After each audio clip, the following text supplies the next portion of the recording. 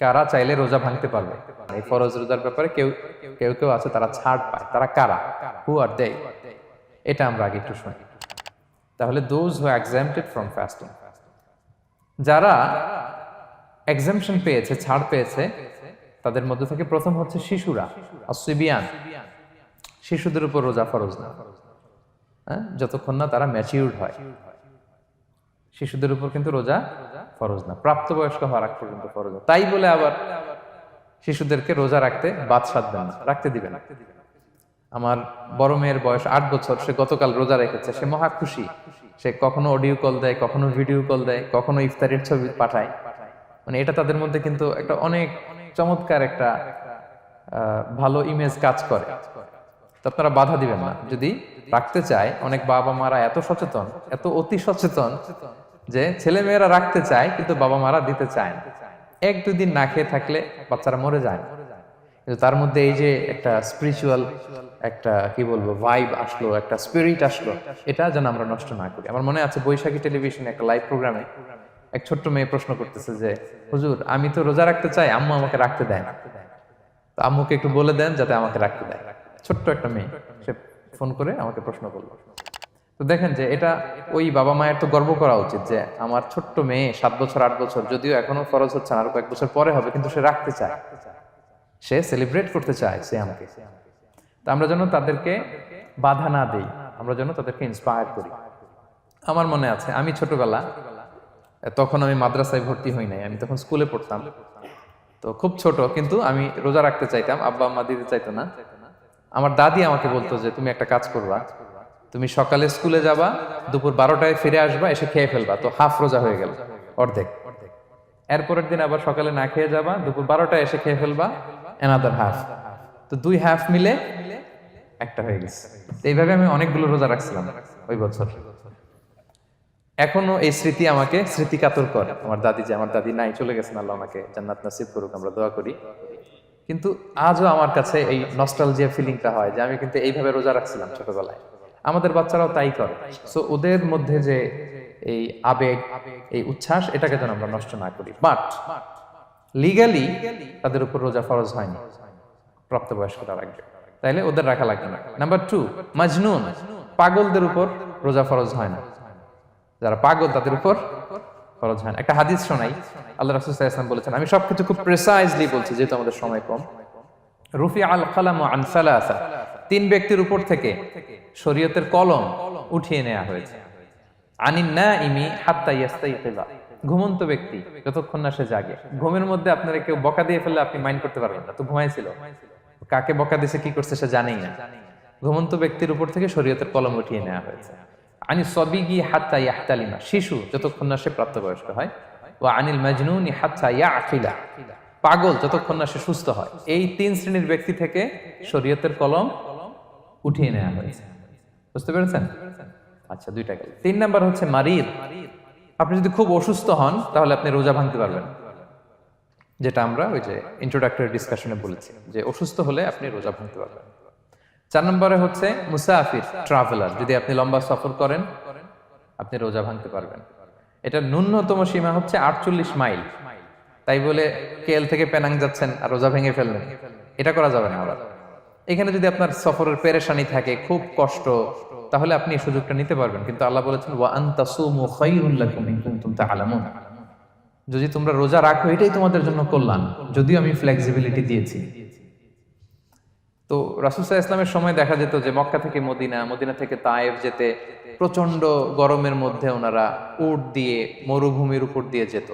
তো ওই পরিস্থিতি কিন্তু আমাদের নেই। কিন্তু যদি আপনার লম্বা সফর হয়, লেটস সে আপনি কেএল থেকে নিউ ইয়র্কে ফ্লাই করছেন, সফরের অনেক পেরেশানি, অনেক সময় হয়তো খেতে পারছেন না, আপনি চাইলে এই ফ্লেক্সিবিলিটি নিতে পারবেন। তো অসুস্থতা আর সফরে থাকলে আপনি রোজা ভাঙতে পারবেন, তবে ফাইদ্দাতুম মিন আইয়ামিন উখর, অন্য সময় এটা গুনে গুনে রাখতে হবে। 5টা যদি ভাঙা যায় পরে 5টা কাজা করবেন। এই পয়েন্টটা কি সবার কাছে ক্লিয়ার? সফরে যে রাসূল সাল্লাল্লাহু আলাইহি ওয়াসাল্লাম রমাদানে রোজা ভেঙেছে, এটার একটা দলিল বলি। আপনারা মক্কা বিজয়ের নাম শুনেছেন না? রাসূল সাল্লাল্লাহু আলাইহি ওয়াসাল্লাম হিজরত করলেন, পরে আবার বিজয় করলেন। এই মক্কা বিজয় কত হিজরিতে হয়েছে কে বলতে পারবেন? হ্যাঁ, হিজরি বলেন তো দেখি। 8ম হিজরি, মাশাআল্লাহ।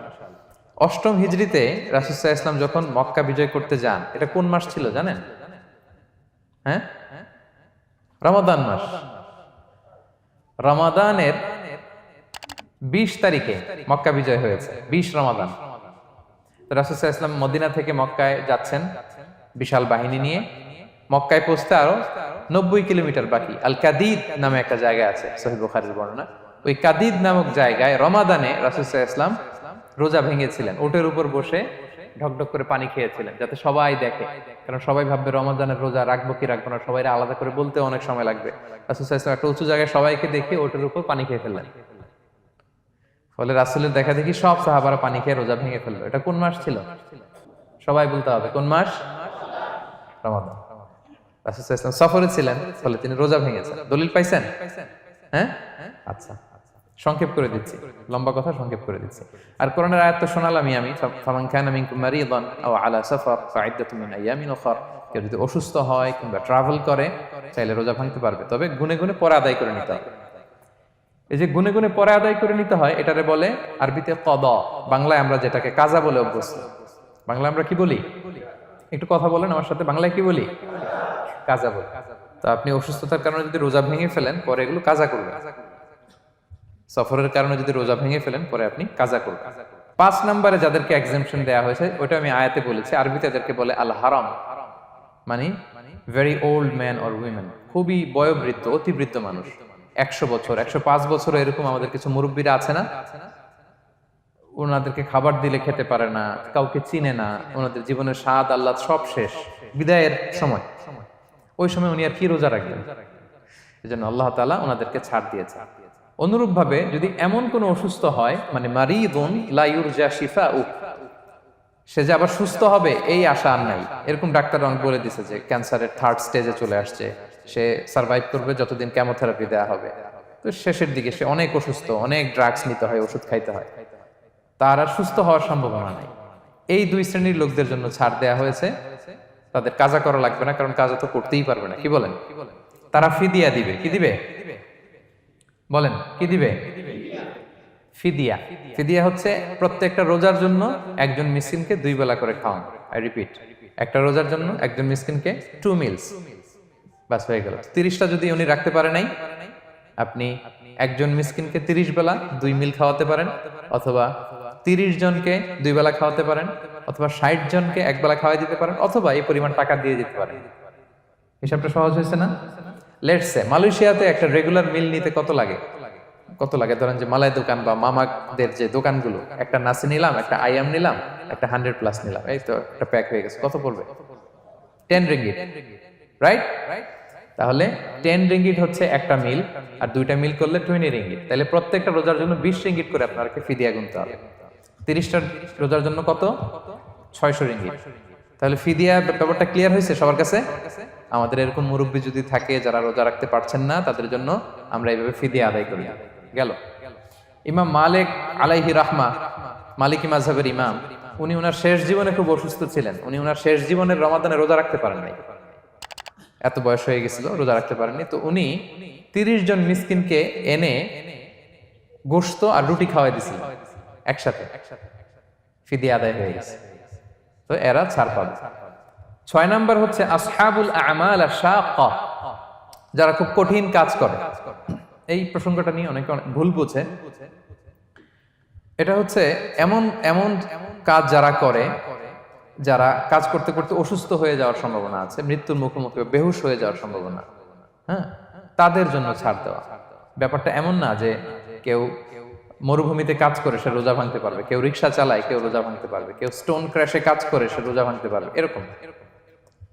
ধরেন যে মরুভূমিতে যারা কাজ করে, বা বাংলাদেশে সামারে যারা রিক্সা চালায়, অথবা আয়রন ফ্যাক্টরিতে যারা কাজ করে, অনেক সময় এমন হয় তারা ডিহাইড্রেশনে ভুগতে ভুগতে বেহুশ হয়ে যায় কাজের মধ্যে, এরকম হয় না?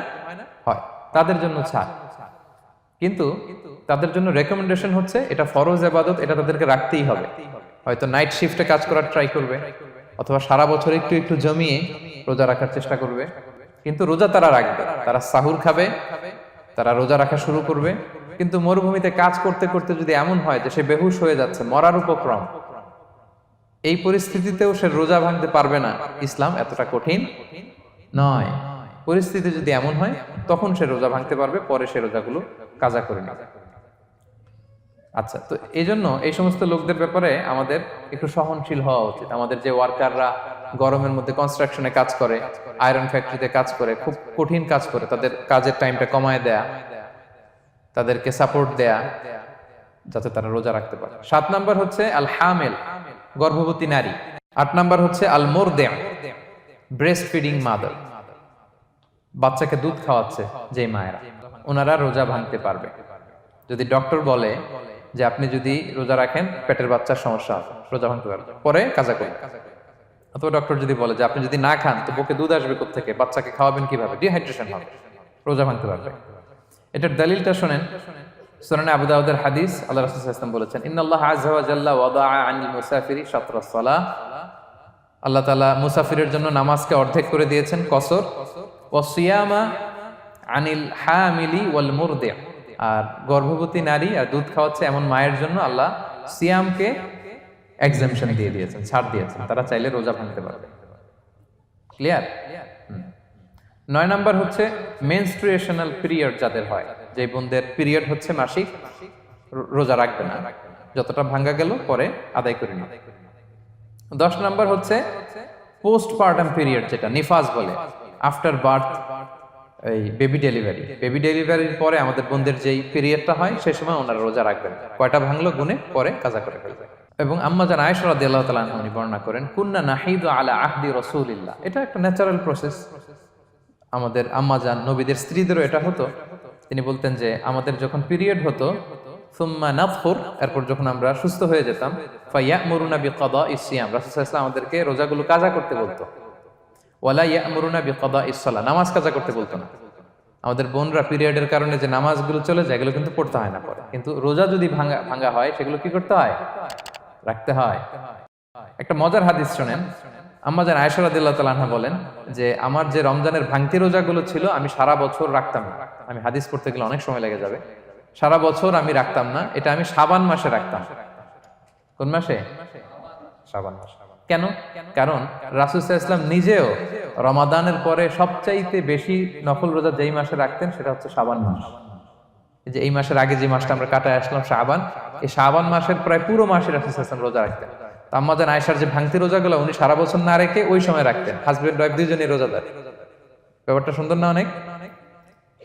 দুইজনেই, যেহেতু আমার হাজবেন্ডও রাখতেছে তো আমিও এই টাইমে রাখি, এইভাবে উনি বুদ্ধি করে ওনার রোজাগুলো রেখে দিতেন, উনি শাবান মাসে রাখতেন। কারণ তিনি রাসূল সাল্লাল্লাহু আলাইহি ওয়াসাল্লামের ব্যাপারটা খেয়াল করতেন। এমন হতে পারে যে অন্য মাসে যদি উনি রোজা রাখেন দিনের বেলায়, রাসূল সাল্লাল্লাহু আলাইহি ওয়াসাল্লাম হয়তো আম্মা জান আয়েশা রাদিয়াল্লাহু তাআলা আনহার সঙ্গ পেতে চাইতে পারে দিনের বেলায়, সো এটা রাসূল সাল্লাল্লাহু আলাইহি ওয়াসাল্লামের জন্য কষ্টকর হবে, আর উনি তো রোজা রেখেছেন, সো উনিও প্ল্যান করে এমন সময় রাখতেন যে সময় রাসূল সাল্লাল্লাহু আলাইহি ওয়াসাল্লাম নফল রোজা রাখতেন, শাবানে রাখতেন। তো আমাদের বোনরা এই কাজটা করতে পারেন, শাবানে আপনারা এগুলো রাখতে পারেন। এই পয়েন্টটা শেষ। এই লোকেরা রোজা ফরজ হওয়ার পরেও ছাড় পাবে।